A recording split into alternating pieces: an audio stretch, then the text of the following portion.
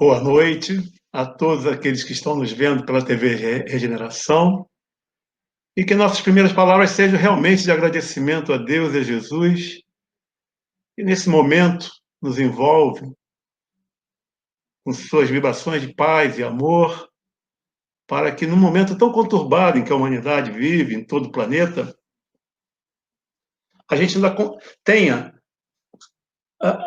a consolidação de nossos conhecimentos, a consolidação daquelas nossas convicções em relação àquilo que o irmão Baltazar fala na página de abertura, de que, sabendo que somos filhos de Deus e que tudo que acontece no planeta é a emanação divina, nós ficamos tranquilos e com fé inabalável seguimos nosso caminho. Então é com muita alegria que a gente está aqui hoje, inaugurando no horário, trazendo o estudo do Evangelho segundo o Espiritismo, no seu capítulo 16, não se pode servir a Deus e a Mamon, e no item 7, em que Kardec, de uma maneira tão clara, tão assertiva, ele nos leva a entender perfeitamente os seis passagens de Jesus que antecedem a esse item, que é a salvação dos ricos, a preservar-se da avareza, Zaqueu, na passagem de Jesus na casa de Zaqueu, a parábola do mal rico, a parábola dos talentos. Que são passagens que, como o próprio Kardec diz, em alguns momentos, pode, se levadas ao pé da letra, pode dizer que a riqueza é um elemento do mal, né? Como se Deus colocasse uma ferramenta maligna na mão do homem para fazê-lo sofrer. E não é bem assim que isso deve ser interpretado. Né? A riqueza é uma ferramenta útil que Deus criou e colocou na mão do homem.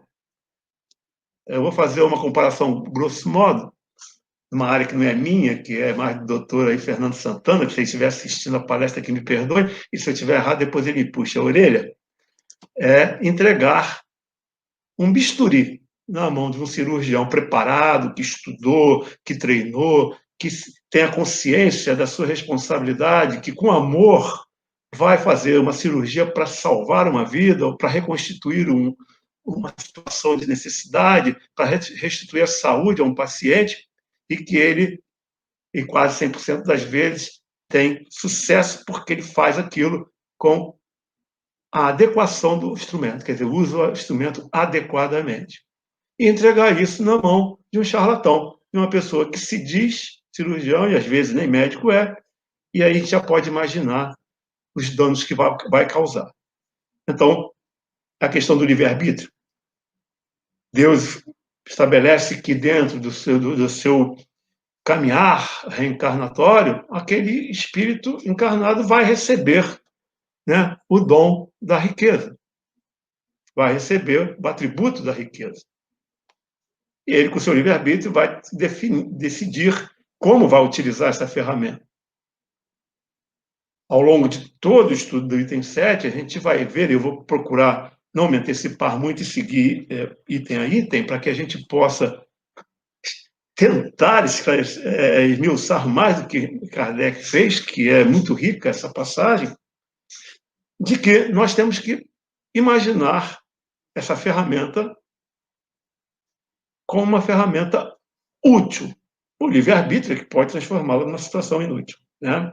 Então, nós temos que ter sempre esse cuidado de não achar que a riqueza ela é uma perfeição. Óbvio que quando a gente vê, lê e ouve em palestra, quando Jesus fala que é mais fácil um camelo passar pela buraco da agulha do que um rico adentrar os céus, a gente relaciona isso à impossibilidade da riqueza ser uma ferramenta de felicidade.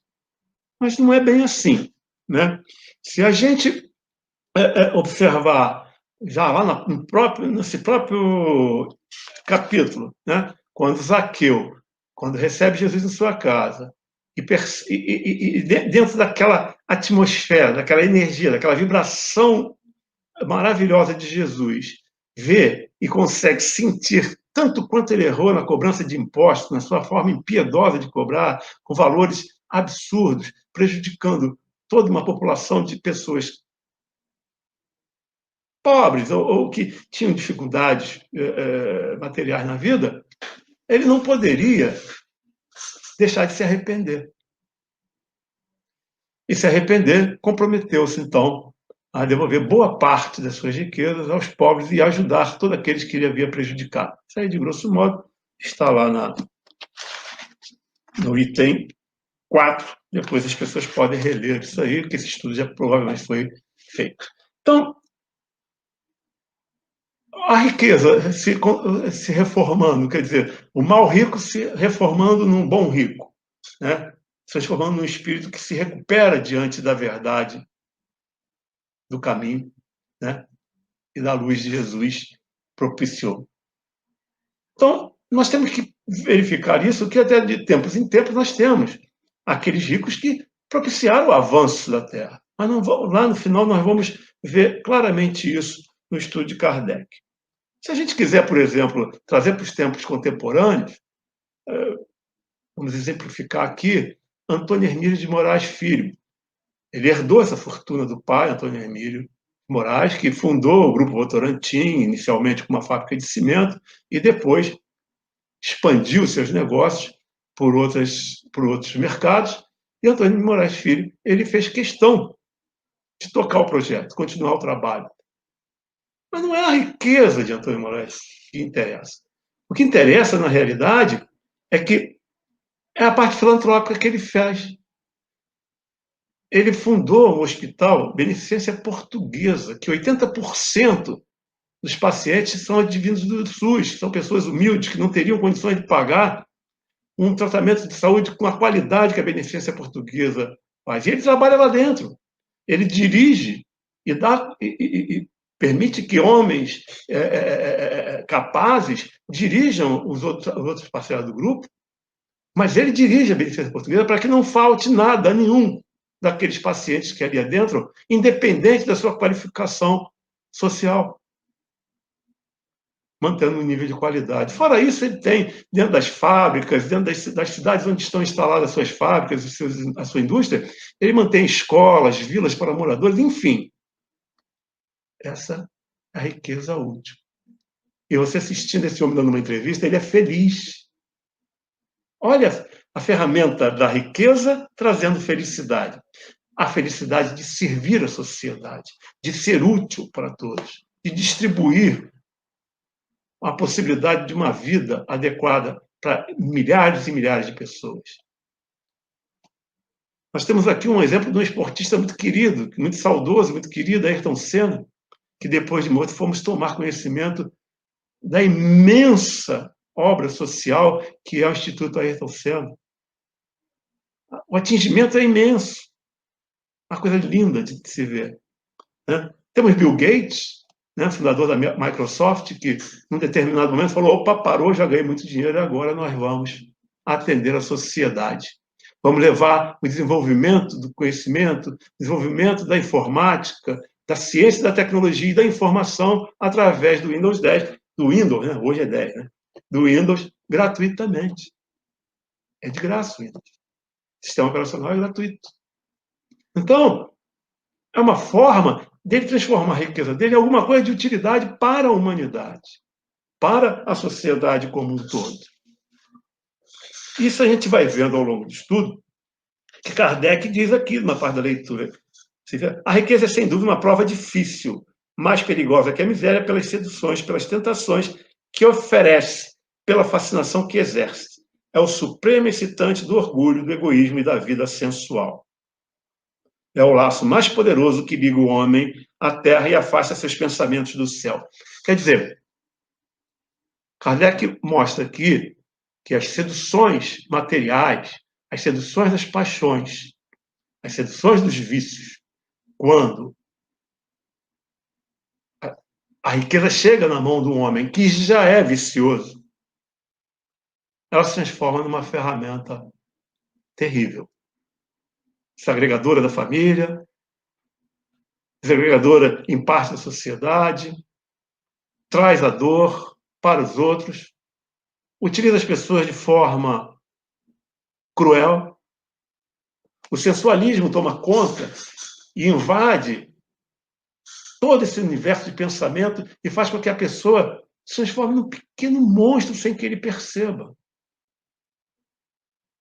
E aí, a vida vai prosseguindo nessa faixa de ilusão, nessa faixa de vibrações deletérias, que quando ele desencarna e chega no plano espiritual, a sua consciência se expande e ele entra em profundo pesar.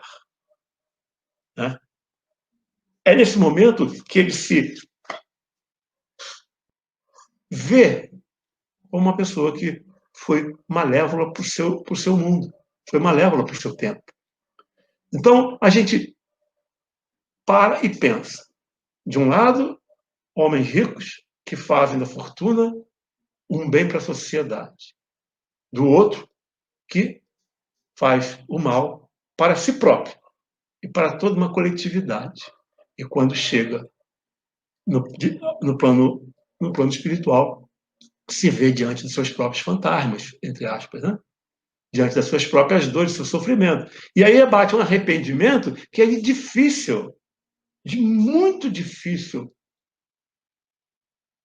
resolução. É um sofrimento imenso. Né? Se a gente for ao livro Céu e Inferno, nós vamos encontrar, eu vou até começar pelo lado ruim da história, nós vamos encontrar nos espíritos sofredores uma lista aqui razoável, porque são nove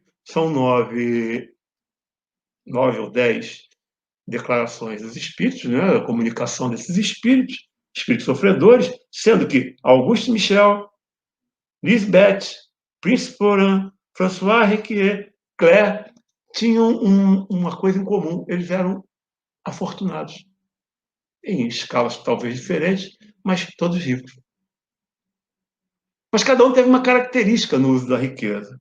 Por exemplo, Auguste Michel era a luxúria, o sensualismo, a boemia. Lisbeth era a falta de compromisso social, também um pouco voltada à luxúria. Mas o problema dela era o domínio, era espezinhar as pessoas, era a sua prepotência, a sua arrogância diante do poder que seu dinheiro lhe produzia. O príncipe de Oran, tirania. Ele era um príncipe, era poderoso, então ele era um tirano. Ele colocava todas as pessoas sobre sua égide e sobre seu comando tirano e cruel. François Risquet era usura, né? A avareza, que é um dos piores males que a riqueza produz, porque transforma o homem, enclausura o homem dentro dos seus sentimentos mais materializados possíveis.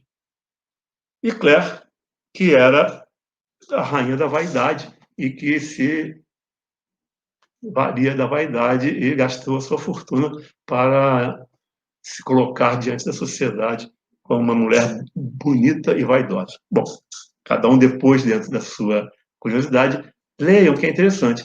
Mas em contrapartida, nos Espíritos Felizes, nós encontramos a Condessa Paula, de uma história tão conhecida do mundo espírita, em que ela conseguia coordenar a sua vida de esposa do conde, que tinha suas responsabilidades dentro da sociedade em que vivia, de atender os requisitos do seu marido para que a sua atividade, né, como um homem importante dentro da sociedade, fosse atendida, como era costume naquela época.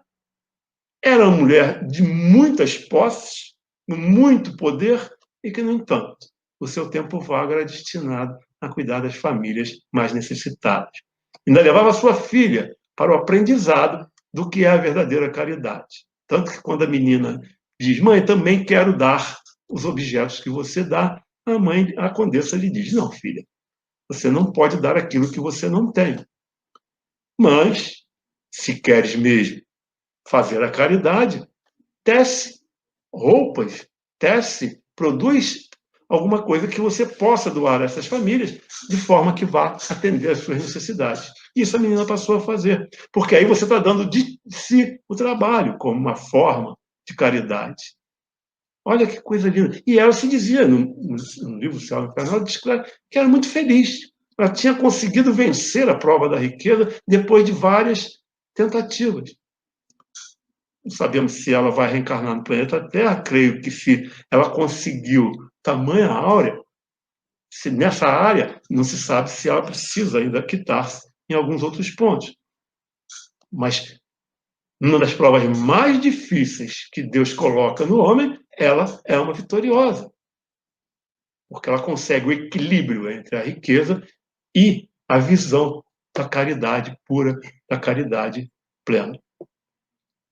Então, nessa situação, nós vamos então entrar na questão do jovem, em que Jesus, recebendo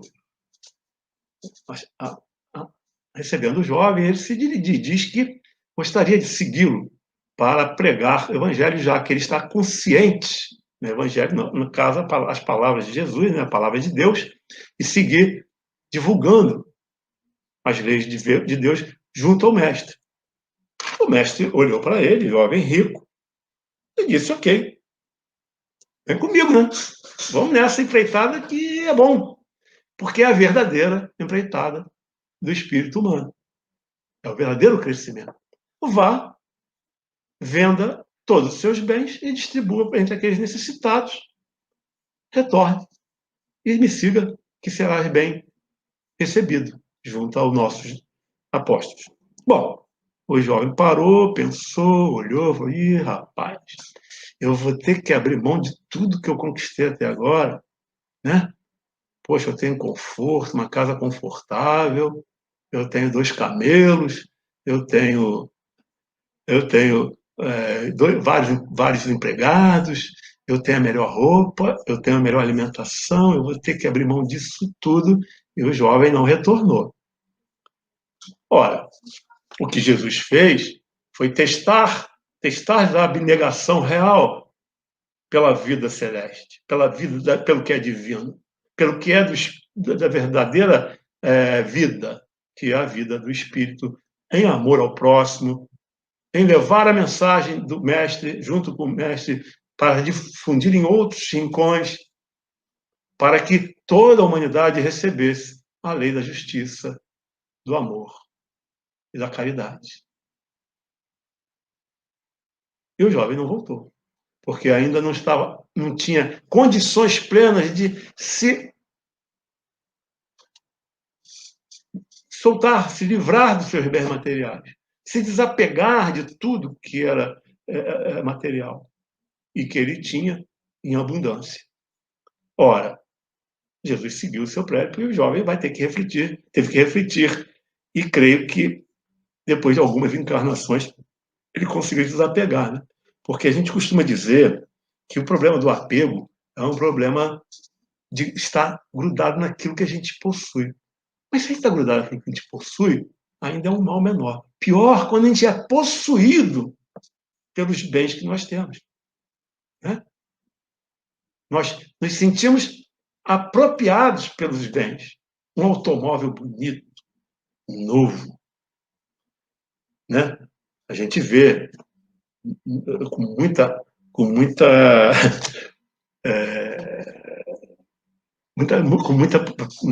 muitas vezes, né, com bastante ocorrência, pessoas que ficam no final de semana lá esfregando o carro centímetro por centímetro, se encontram um arranhão, entram em desespero, nem dormem, porque arranharam o meu carro e eu tenho que saber quem foi, e entra num sistema de um sentimento confuso, conturbado, de sentimentos de ódio de quem nem viu quem foi, né? E de que tem que recuperar aquele bem, e ele acaba, sem perceber, sendo apropriado por aquele automóvel. Então, é um exemplo simples, né? Porque o que nós precisamos entender é que o carro está ali para nos servir. Obviamente que a gente não vai relaxar, deixar ele ficar todo sujo, todo amassado, todo sem condições de uso. Mas a gente tem que cuidar para que ele seja útil para nós. E não que nós sejamos úteis para o carro. O carro é um ser inanimado, é uma matéria. E isso vale para uma série de outras coisas. Meu celular, iPhone, a minha televisão 4K, e assim vai por aí, que a pessoa vai ganhando, vai amealhando fortuna, amealhando recursos financeiros, vai adquirindo seus bens e vai ficando cada vez mais escravo desses bens. Enquanto isso, o filho está com problema na escola, a filha adolescente está com problema emocional, a esposa está com necessidades, carências afetivas, a família está desagregada e ele está preocupado com o que está materialmente à sua volta. Os seus sentimentos deixam de ter um amor àquilo que mais interessa, que são os outros companheiros de caminhada, humanos, companheiros seus de caminhada, para se apropriar, porque o vizinho vai ver que ele tem um automóvel lindo e brilhante, enquanto a sua esposa está chorando, carecendo do seu afeto e do seu amor. Então, nesse ponto, a riqueza ela é cruel.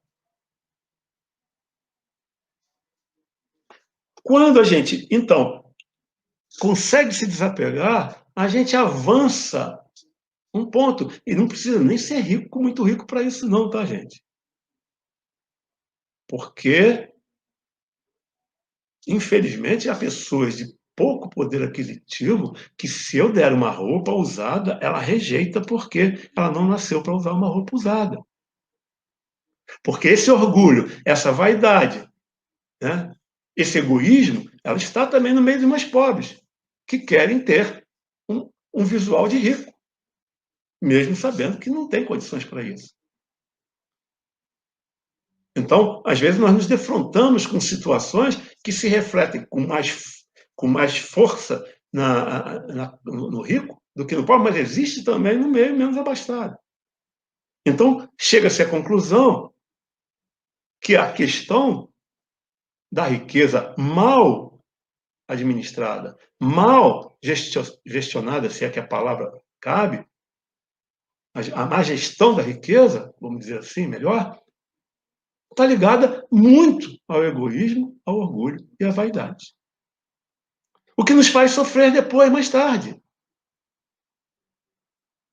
Porque, fatalmente, se ainda estivermos na velhice, né, enfraquecidos pelo tempo, pelo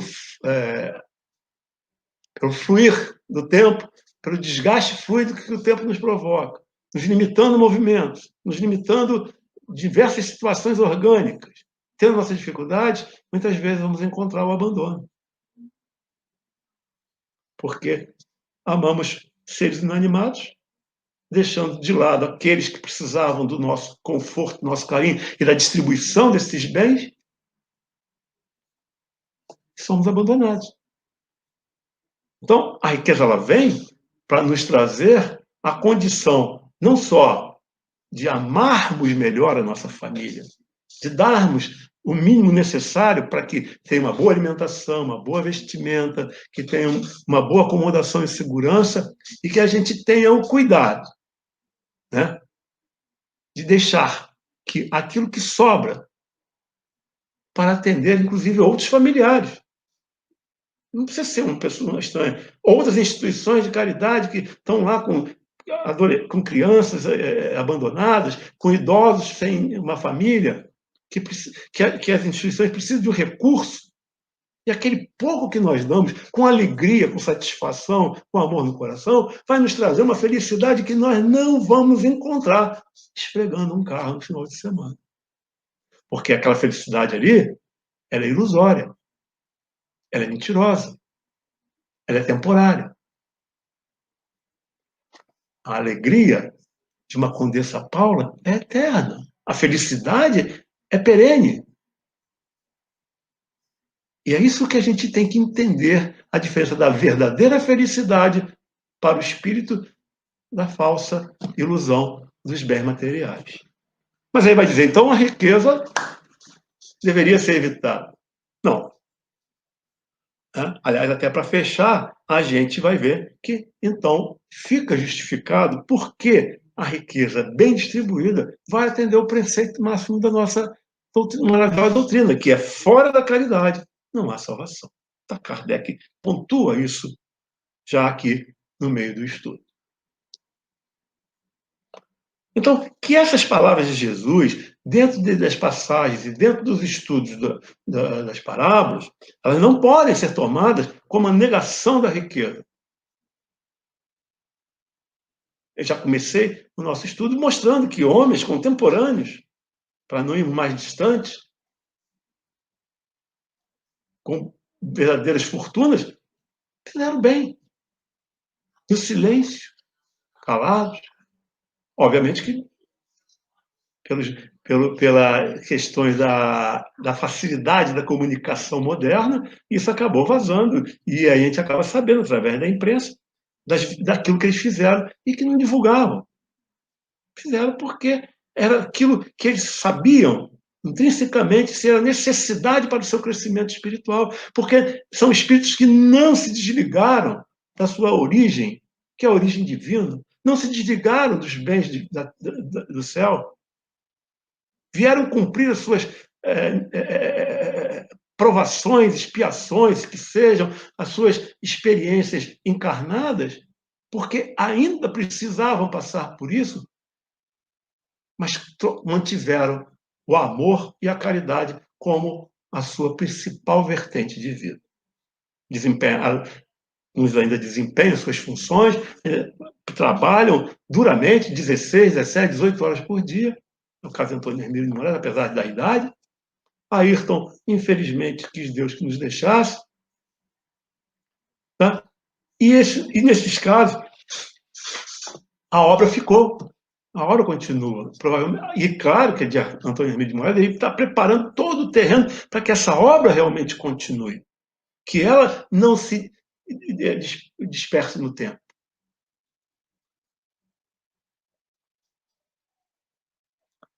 Então é preciso que a gente, quando entender a coisa, não pela letra fria daquilo que está escrito nos evangelhos, mas pelo objetivo criador, pelo objetivo educador, pelo objetivo orientador que Jesus imprimia às suas palavras e aos seus ensinamentos. Porque na letra fria do livro, muitas coisas parecem desproporcionais, né? Sem sentido. Mas quando a gente vai analisar a intenção, até olhando em volta e ver como o homem utiliza as ferramentas que Deus lhe provê para o seu avanço, e ele muitas vezes utiliza para o seu estacionamento, já que o espírito não retrograda, mas ele se maltrata muitas vezes, se maltrata tanto, busca tantas dores, e depois ainda bota a culpa em Deus. Não é verdade? Então, nós temos que ver que não é possível que a riqueza não existisse, porque a riqueza é uma ferramenta de progresso da humanidade. Se a riqueza fosse extirpada, bom, essa ferramenta diz, olha, o homem é um ser com um livre-arbítrio tão mal conduzido, ele carrega tanto mal que eu não vou dar riqueza para eles, não. Então, eles vão ficar ali no estado que estão, e vão ficar na vida selvagem. Nós estaríamos no mundo primitivo permanentemente. Não haveria evolução das espécies, nem dos homens. Então, a riqueza tem um fundamento. Nós, espíritas, com tudo que nós já recebemos de informação na nossa vida, já precisamos entender como lidar, caso algum de nós já seja rico, caso algum de nós venha a ser um novo rico, de como nós vamos lidar com essas situações. Né?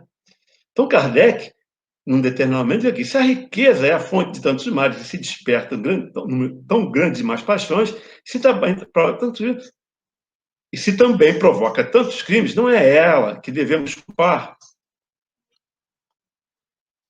Não é a ela que devemos culpar, mas ao homem que dela abusa, como abusa de todos os dons que Deus lhe deu.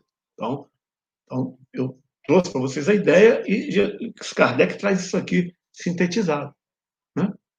Somos nós que deturpamos aquilo que nós recebemos. Né? Então, se a riqueza não devesse produzir o mal, só devesse produzir o mal, Deus não a teria posto na terra. Pertence ao homem fazer o que ela produz o bem. Se não é elemento direto de progresso moral, a riqueza é, sem menor dúvida, poderoso elemento de progresso intelectual. Tá? Então, olha só, Kardec faz um preâmbulo aqui sobre a questão da riqueza intelectual, progresso intelectual. Aí, alguns homens, né, pensam, poxa, eu quero ganhar na loteria.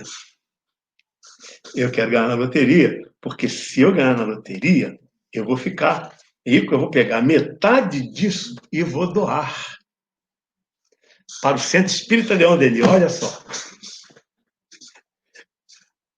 Ou para uma outra instituição qualquer. Então, ele faz uma promessa condicionada, ele barganha com Deus.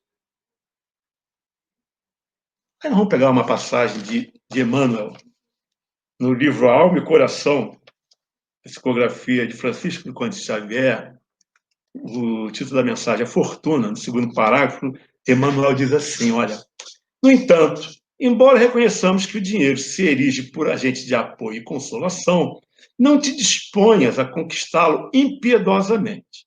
Em muitas ocasiões, anseias entregar-te à prática do bem e pedes para isso que o Senhor te cumule com reservas de ouro e prata. Contudo, qual acontece com qualquer conjunto de conhecimentos coordenados para os objetivos superiores da vida, altruísmo e beneficência reclamam começo e preparação. Às vezes o texto de Emmanuel é meio nebuloso, né? meio difícil, mas o que Emmanuel diz é o seguinte: para que eu vou ficar me dedicando a jogar na loteria, tentando fazer uma barganha com Deus para poder fazer a benevolência, se eu não estou preparado para receber essa riqueza? Porque para atingir objetivos superiores da vida, altruísmo e beneficência reclamam começo e preparação. Então começa agora, meu irmão. Comecemos agora, ainda pobres e humildes. Lembre-se do alvo da viúva, que dando uma de suas últimas moedas, deu praticamente tudo que tinha. E Jesus observou, essa foi a maior doação que o gasofilácio recebeu naquele dia. Ela está se preparando. Ela está adquirindo o conhecimento do amor e da caridade. Ela está se aprontando para um dia ser rica. Não se sabe em qual encarnação, mas a prova da riqueza virá. Ou já veio e retornará mais adiante com o aprendizado, com a reforma íntima. Conhece-se a ti mesmo. Estuda a si próprio. Desenvolve o seu interior. Analisa as suas falhas, as suas imperfeições. Corrige. Pratica a caridade, mesmo que seja ainda que você dê com a mão direita e a mão esquerda veja, mas comece. Depois você esconde a mão esquerda, tá? Dá com a mão direita, esconde a mão esquerda. E continua, persevera no bem. Porque vai acostumando, vai entrando na alma. Jesus vai se aproximando, os bons espíritos vão te intuindo, e você vai, então, preparando seu terreno para um dia ser rico. Talvez daqui a 5 encarnações. Mas você vai ser rico um dia, você não quer ser rico? E faça bom proveito dessa riqueza. Porque com o começo e a preparação, você poderá fazer bom uso de uma provável fortuna, que vem inesperadamente, mas que vem dentro de um processo normal das reencarnações. Então, como nós vimos aqui, Kardec, ele prepara, no penúltimo parágrafo, que a riqueza é um poderoso agente para o progresso futuro. Ou melhor, para o progresso. Todo progresso é futuro, né? Ele vai progredindo, né? Vai do presente para o futuro. Mas é um progresso para o intelectual, o progresso intelectual, o conhecimento das tecnologias, o conhecimento da ciência, tá? O conhecimento do avanço da agricultura, a informação que pode se globalizar, porque alguns produzem algo que vai faltar a outros povos, alguns povos produzem mais grãos, como o Brasil, que vai abastecer a China, abastecer outros países do mundo, outros produzem insumos diferentes, produtos manufaturados de outras formas, que nós não temos condição de fazer aqui. Então, nesse conjunto de troca de informações, o mundo todo hoje globalizado vai se desenvolvendo ao mesmo tempo. E o progresso moral deve vir mesmo que venha a reboque, mesmo que venha atrás, ele deve prosseguir no seu processo. Por quê? Porque se não houvesse a riqueza, como é que você vai fazer investimentos na indústria? Recentemente eu estava vendo uma palestra de Haroldo Dutra Dias, né? em que ele fala que nos Estados Unidos as principais universidades elas são bancadas por milionários, individualmente, não são empresas que investem em universidade, também tem, mas são homens, indivíduos, pessoa física investindo em universidades, e as melhores universidades dos Estados Unidos. Recentemente, nós estamos aqui, recentemente não, agora, atualmente, nós estamos vivendo um momento de pandemia e várias vacinas que estão sendo desenvolvidas estão sendo bancadas por pessoas físicas, milionários, que têm interesse em manter sua fortuna. Óbvio, eles são milionários porque deve ter alguma indústria, deve ter algum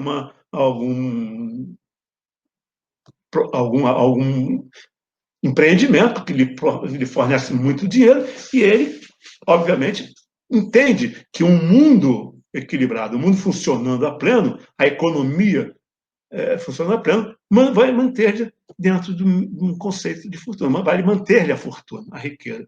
Porque se essa doença, né, provocada pelo Covid-19, tivesse uma letalidade muito grande, muito maior do que ela tem, o mundo estaria paralisado já há 4, 5, 6 meses. Todas as estruturas econômicas, toda a cadeia econômica ia se esfacelar. Mas se ela ainda com baixo índice, né, que a OMS considera que o índice de mortalidade ainda é tolerável, de 7% a 8%. Ainda assim, se ela permanecer por muitos anos, ela provoca um dano seríssimo à economia mundial. Então, há um interesse. Mas mesmo por interesse, olha a riqueza beneficiando a ciência e beneficiando o progresso da humanidade. Né? A descoberta de vacina.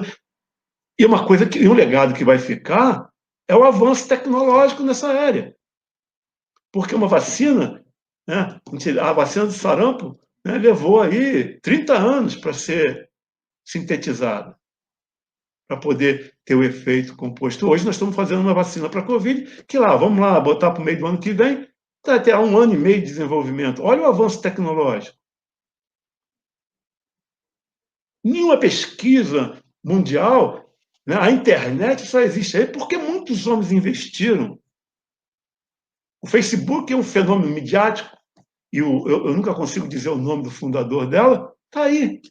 Tá, ele é milionário, mas ele reinveste no produto. Se comete algum erro ou não, isso nós vamos entrar no caso. Mas ele dá a oportunidade das pessoas se conectarem no mundo inteiro e instantaneamente terem informação no WhatsApp, no Twitter, no Instagram. Hoje são tantas mídias sociais.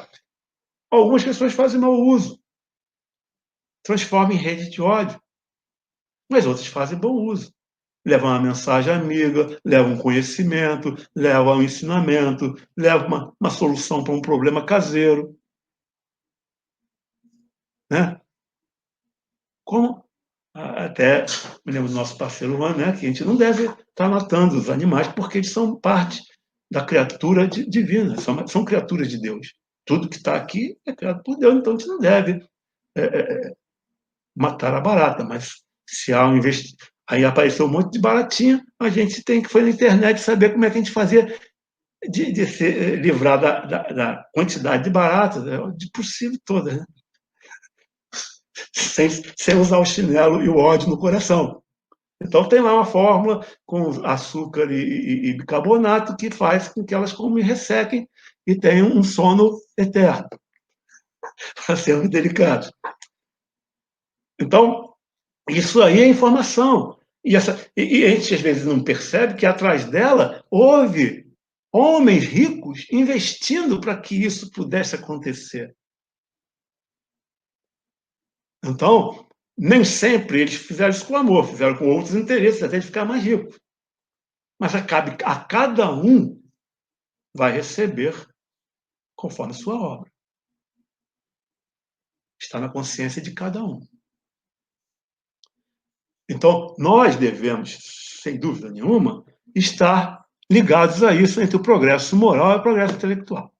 E essa questão dessa linha paralela que Kardec trouxe me levou a uma mensagem do Espírito X, né, do irmão X, Humberto de Campos, ainda se intitulando Irmão X, do livro Relatos da Vida, de Chico Xavier. Eu vou fazer um resumo, porque a história é grande e o nosso tempo não comportaria.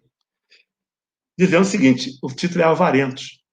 E diz o seguinte: no plano espiritual, um preocupado pai pede ao nobre instrutor que presidia costumeira reunião no mundo espiritual, no campo espiritual, suplicar autorização a fim de que ele pudesse vir à Terra amparar mais dedicadamente um dos filhos que parece à beira da queda iminente.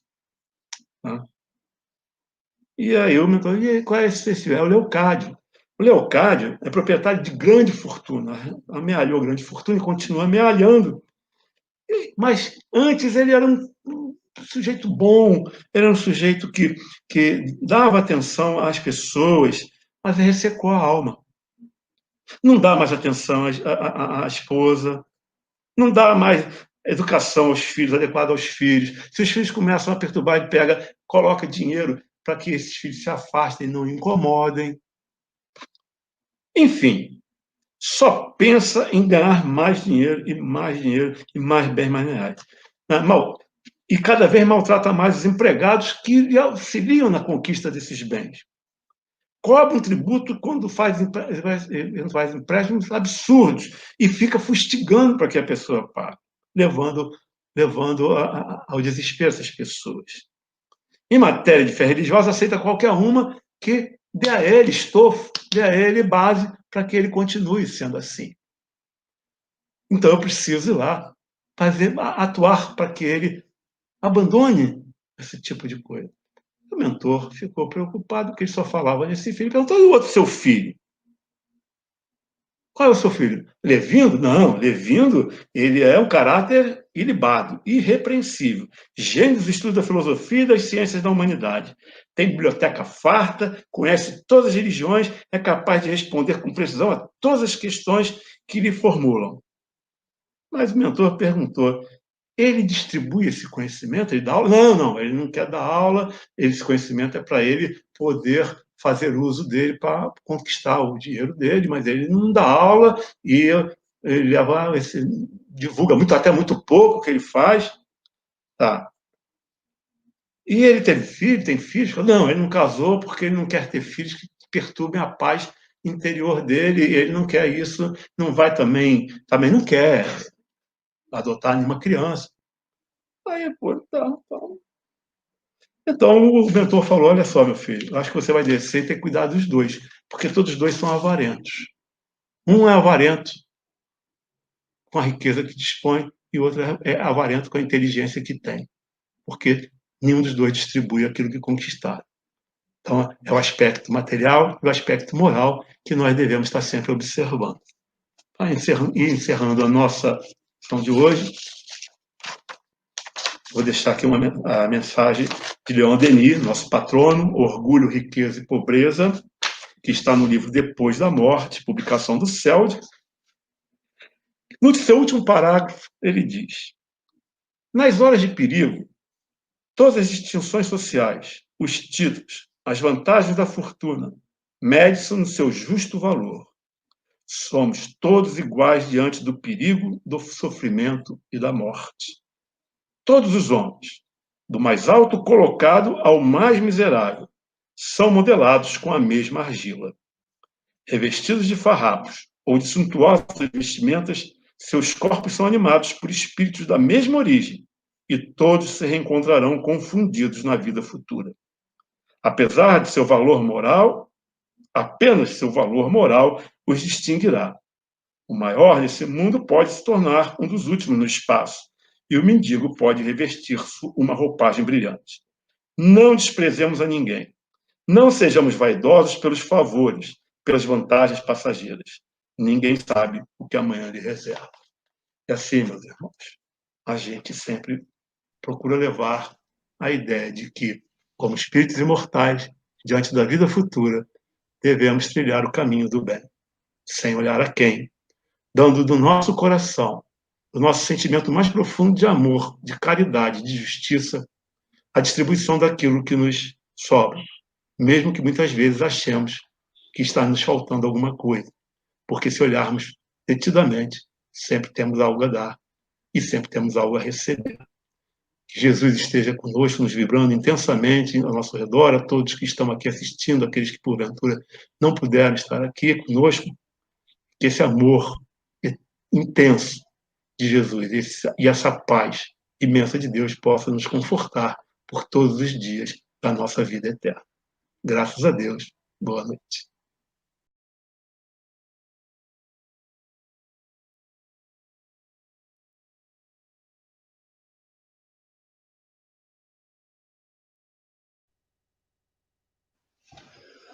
Meus irmãos, Jesus nos abençoe e nos proteja com paz e serenidade diante das forças íntimas do trabalho da regeneração. Valorizar é o momento agora de gratidão a Deus, as riquezas do alto que chegam a todos nós, ao homem encarnado, o que pode estar no sentido mais pleno da sua força de viver. O ar que respira, penetrando em vossos pulmões, energizando as células do corpo. É de graça recebeis a riqueza de Deus.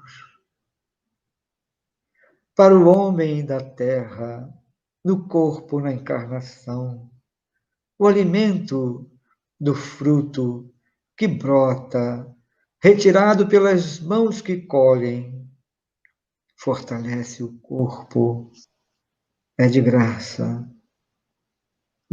recebeis. E as forças divinas que, promovendo do núcleo das células, nas forças maiores de ligação com a beleza do nascer das águas que banham o mundo, refresca o corpo, é de graça recebeis.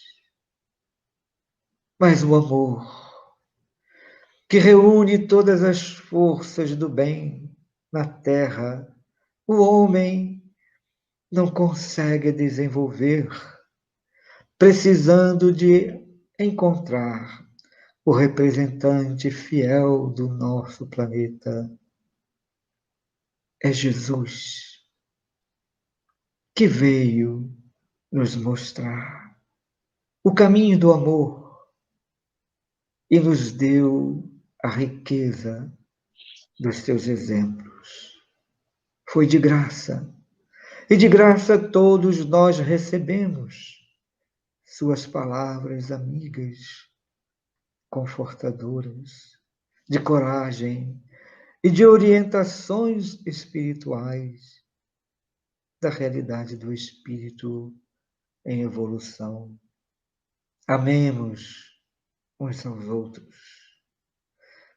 Possamos distribuir de nossas mãos, ao exemplo de Jesus, a cura, aliviando as dores, distribuindo a saúde e podendo dizer: é de graça.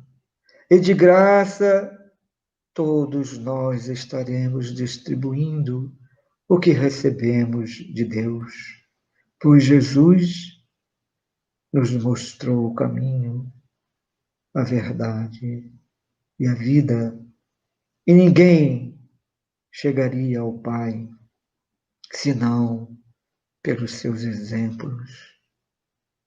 Que distribuamos, todos nós, as forças do bem em nossos corações, aprendendo com o corpo físico a valorizar as riquezas que repousam em vossas mãos,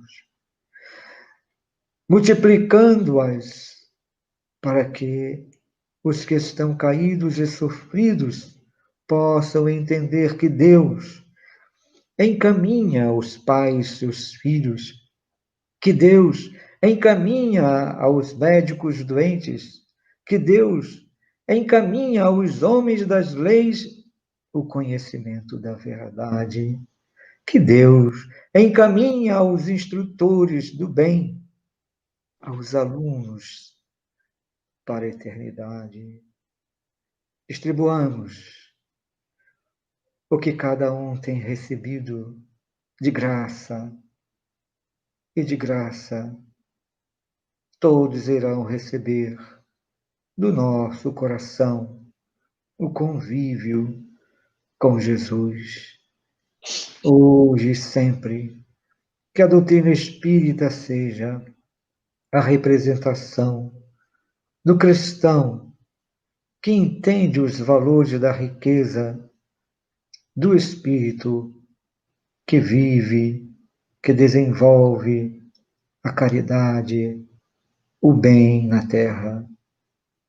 É de graça o convívio entre todos, e de graça todos nós recebemos o amor de Jesus uns aos outros. Vosso irmão José, com a paz, com a serenidade do estudo que fortalece a cada um o que deve fazer com o que tem em vossas mãos. É de graça. Graças a Deus.